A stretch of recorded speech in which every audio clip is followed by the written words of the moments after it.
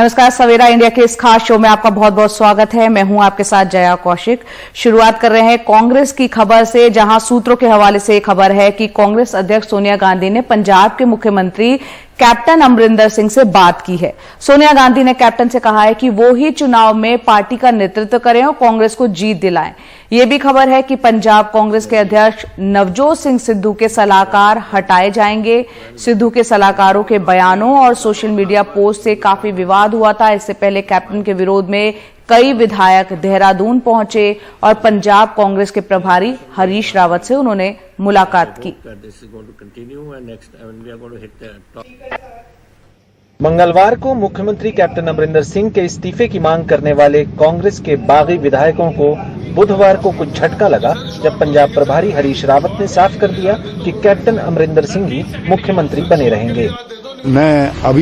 हमने सीएम के फेस के विषय में कुछ कहा और सत्यता ये है, हम अमरिंदर सिंह जी के नेतृत्व में ही 2022 में चुनाव में जा रहे हैं। हालांकि हरीश रावत ने विधायकों की बात धीरज से सुनी और माना कि विधायकों की शिकायत चिंता की बात है। कुछ उनकी शिकायतें थी फंक्शनिंग को लेकर के, एडमिनिस्ट्रेशन के। कांग्रेस का कोई एमएलए यदि अपने को इनसिक्योर समझता है और समझता है कि प्रशासन उसको हराने की कोशिश कर सकता है या उसके खिलाफ काम कर सकता है, तो ये बहुत चिंताजनक है।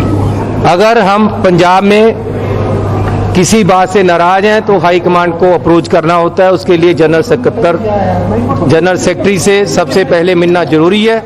उसके लिए आज हम मिले हैं इनसे और हम इनसे मिलकर इनकी जो हमें आश्वासन दिया उससे सेटिस्फाइड है और अब ये बात हमारी आगे रखेंगे। जो फैसला हाईकमांड करेगी हम उसके साथ जाएंगे। हालांकि हरीश रावत का दावा है कि संकट जल्द ही खत्म हो जाएगा, लेकिन नवजोत सिद्धू पर विरोधी कैंप से हमले जारी हैं। जो एडवाइजर हैं पता नहीं कहां से आए।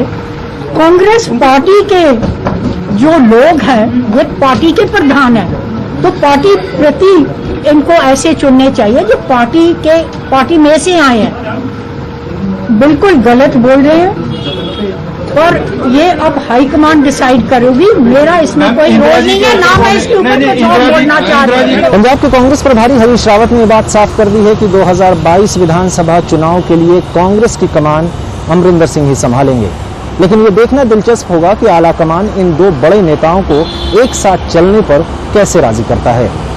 चंडीगढ़ से मोहम्मद गजाली, एनडीटीवी इंडिया। और पंजाब के साथ छत्तीसगढ़ कांग्रेस में भी घमासान मचा हुआ है। दिल्ली से रायपुर लौटने पर मुख्यमंत्री भूपेश बघेल ने शक्ति प्रदर्शन किया। उनका स्वागत करने के लिए सैकड़ों कांग्रेस के कार्यकर्ता यहां पर जमा हुए। इस मौके पर भूपेश बघेल ने कहा कि राहुल गांधी से मुलाकात में उन्होंने छत्तीसगढ़ की स्थिति की जानकारी दी है। राष्ट्रीय नेता का जब तक आदेश है तब तक मैं इस पर हूं, जब वो कहेंगे तब ये पद त्याग दूंगा।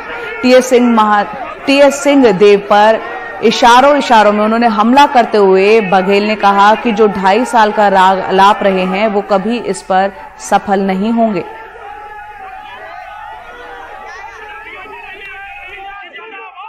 सरकार किसानों की है, आदिवासियों की है, मजदूरों की है। ये छत्तीसगढ़ के 2 करोड़ 80 लाख लोगों की है, सबका प्रतिनिधित्व करती है। बहुत शानदार ढंग से काम कर रही है। मुझे इस बात की खुशी है कि मुझे सोनिया जी और राहुल जी ने ये जिम्मेदारी दी और मैंने पहले भी कहा था उनका जब तक के आदेश है तब तक के मैं इस पद पे हूँ, जब वो कहेंगे इस पद का त्याग कर दूंगा। तो इसमें किसी को कोई संशय नहीं होना चाहिए। ये जो 2.5 साल के राग अलाप रहे ना, वो राजनीति में स्थिरता लाने की कोशिश कर रहे हैं, लेकिन वो कभी सफल नहीं होंगे। और अब बात करते हैं बिहार की सियासत की। बिहार के उप मुख्यमंत्री तारकिशोर प्रसाद पर सत्तारूढ़ जेडीयू के ही विधायक गोपाल मंडल ने गंभीर आरोप लगाए हैं और मुख्यमंत्री नीतीश कुमार से उनके खिलाफ कार्रवाई की मांग की है। अब बीजेपी ने मांग की है कि जेडीयू गोपाल मंडल पर कार्रवाई करे। जनता दल यूनाइटेड के बड़बोले विधायक गोपाल मंडल फिर अपने बयान से चर्चा में हैं। मंडल ने इस बार राज्य के उप मुख्यमंत्री तारकिशोर प्रसाद पर आरोप लगाया है कि अपनी भागलपुर यात्रा के दौरान उन्होंने कुछ लोगों के जमीन और घर बचाने के बदले वसूली की। वो 52 घर टूटने वाला, आज से नहीं 10 साल से प्रक्रिया चल रही है, टूटने वाला है। इसका पैरवी करने नहीं टूटने देंगे, इस एसडीओ को भगा देंगे। उन्होंने पैसा इकट्ठा करने के लिए बोला था। दोबारा जो गए ना वहां बैठ के परवीन भगत के घर में, वो कम से कम नहीं कुछ 25-30 लाख लेके आया वहां से। मैं दावे के साथ कहता हूं, अगर इसकी जांच करवा ले सरकार, पता चल जाएगा। मंडल के इस बयान से बीजेपी के नेता स्वाभाविक रूप से खफा दिखे और मुख्यमंत्री नीतीश कुमार से उनके खिलाफ कार्रवाई की मांग कर डाली। हालांकि मंडल तारकिशोर ही नहीं बल्कि भाजपा के अन्य मंत्रियों के खिलाफ भी बयान देते रहे हैं। मेरा ये मानना है कि सबसे पहले उनकी खुद की पृष्ठभूमि क्या रही है, यह सबको को ध्यान में होगा। हम लोग सबको मानते हैं कि मुख्यमंत्री जी न्यायप्रिय हैं और कभी भी ऐसे कोई विषय आता है उस पर वो कार्रवाई करते हैं। तो मुख्यमंत्री जी के पास ये सारे विषय जाने चाहिए। और अभी तक हमारा जो मानना है कि जिस प्रकार से भारतीय जनता पार्टी ने हमेशा आदर्श स्थिति स्थापित की है, जब भी कोई व्यक्ति गठबंधन को हानि पहुंचाने की मंशा से कोई बयान देता है तो निश्चित रूप से वैसे लोगों पर कार्रवाई होती रही है। जनता दल यूनाइटेड का मानना है ऐसे बयान अनावश्यक हैं और पार्टी कार्रवाई कर सकती है। स्पष्टीकरण मांग करेंगे और उसके बाद कार्रवाई होगी, पार्टी एक्शन लेगी। काफी और लोगों के ऊपर भी एलिगेशन लगाया उन्होंने कि पैसा लेते हैं, लेन देन का मामला है। मैंने पहले ही कहा आपको कि पार्टी माननीय विधायक के बयान को गंभीरता से लिया है और उस पार्टी जो है एक अनुशासन के तहत चलती है। कोई भी किसी भी माननीय को मैंने इस तरह से किसी माननीय पर बोलने का अधिकार नहीं है और उस तरह से जो रखा गया है तो हम लोगों ने गंभीरता से लिया है। लेकिन सत्तारूढ़ गठबंधन में ऐसे आरोप प्रत्यारोप से एक बात साफ है कि बिहार में भ्रष्टाचार अब नियम है, अपवाद नहीं। पटना से कैमरामैन हबीब अली के साथ मनीष कुमार, एनडीटीवी इंडिया के लिए। अगली खबर उत्तर प्रदेश से, जहां मुजफ्फरनगर दंगों के जो 77 मुकदमे यूपी सरकार ने बिना कोई वजह बताए वापस ले लिए हैं, वो दोबारा से खुल सकते हैं। ऐसा सुझाव सुप्रीम कोर्ट में दिया गया है। सुप्रीम कोर्ट ने सांसदों, विधायकों के मामले वापस लेने के लिए हाई कोर्ट की मंजूरी जरूरी कर दी है ताकि वो अपने पद का फायदा उठाकर अपने मुकदमे वापस ना करवा पाएं। यह मुल्क के सबसे बड़े दंगों में से एक था जिसमें 60 लोग मारे गए और करीब 60,000 बेघर हो गए। दंगों में कई बड़े बीजेपी नेताओं पे भी मुकदमे थे। सुप्रीम कोर्ट में अब 77 मुकदमों की फहरिस्त दाखिल कर कहा गया है कि इन्हें यूपी सरकार ने बिना वजह बताए वापस ले लिया है। इस मामले में एमिकस क्यूरी ने सुझाव दिया है कि हाईकोर्ट चाहे तो इनका दोबारा परीक्षण कर सकता है। याची ने सजा काटने के बाद एमएलए एमपी को चुनाव लड़ने से रोकने की भी मांग की है। सजा काटने के बाद, चाहे आपने रेप किया हो, चाहे आपने डकैती की हो, अगर आपने सजा काट ली, सजा काटने के 6 साल के बाद एक सांसद जो है फिर से इलेक्शन लड़ सकता है।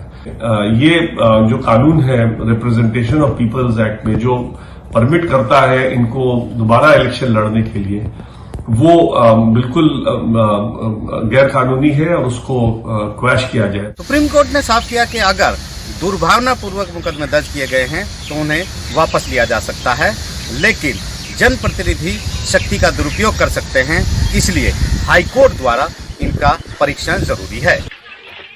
मुजफ्फरनगर दंगों का असर आसपास के कई जिलों में हुआ।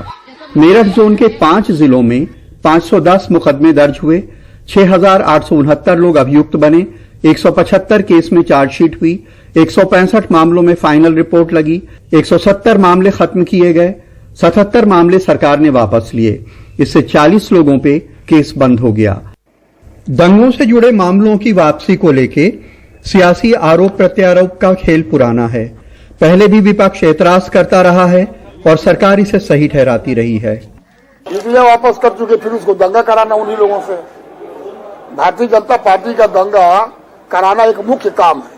हिंदू मुसलमान का नारा देना, हिंदू मुसलमान को अलग करना और हिंदू मुसलमान को दंगा कराने के लिए उकसाना, ये भारतीय जनता पार्टी का काम है। बीजेपी सरकार कहती है कि सपा सरकार ने जिन लोगों को फर्जी फंसा दिया था उनके मुकदमे वापस हो रहे हैं।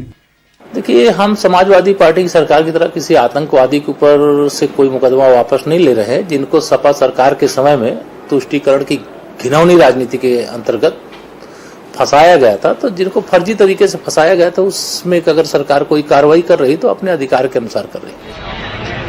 सरकार दंगों के 77 मामले वापस लेने की मंजूरी मुजफ्फरनगर की अदालत को भेज चुकी है। इसके नतीजे में 40 लोगों के मुकदमे बंद हुए हैं। इनमें मंत्री कपिल देव अग्रवाल, मंत्री सुरेश राणा, बीजेपी एमएलए संगीत सोम, पूर्व BJP MLA Ashok Kansal, VHP नेता साध्वी प्राची, बीकेयू नेता राकेश टिकैत, बीकेयू नेता नरेश टिकैत और पूर्व कांग्रेस एमपी हरेंद्र मलिक शामिल हैं। 321 की एप्लीकेशन अभी 3 या 4 माह पूर्व एक एप्लीकेशन अलाउ हुई थी, जिसमें माननीय सुरेश राणा, संगीत सोम जी और अन्य तमाम नेताओं के मुकदमे वापस हुए थे। उससे पहले भी 321 की एप्लीकेशन अलाउ और रिजेक्ट होती रही है। कपिल जी भी उसमें थे। कई मामलों में न्यायपालिका के अंकुश की बहुत ज्यादा जरूरत होती है और अगर ये मामले दोबारा से खुलते हैं या उनका परीक्षण होता है तो इसको लेकर के ट्रांसपेरेंसी और बढ़ जाएगी। दिल्ली में आशीष भार्गव, मुजफ्फरनगर में दिलशाद और कैमरामैन राजेश गुप्ता के साथ कमाल खान, एनडीटीवी इंडिया। कर्नाटक के मैसूर में एक छात्रा के साथ गैंगरेप का मामला सामने आया है। लुटेरों के गिरोह को पैसे देने से इनकार करने पर छात्रा के साथ गैंगरेप किया गया, जबकि उसके साथी के साथ मारपीट की गई। दोनों अस्पताल में भर्ती हैं। आरोपियों की अब तक गिरफ्तारी नहीं हो पाई है। राज्य के गृह मंत्री आज मैसूर का दौरा करेंगे।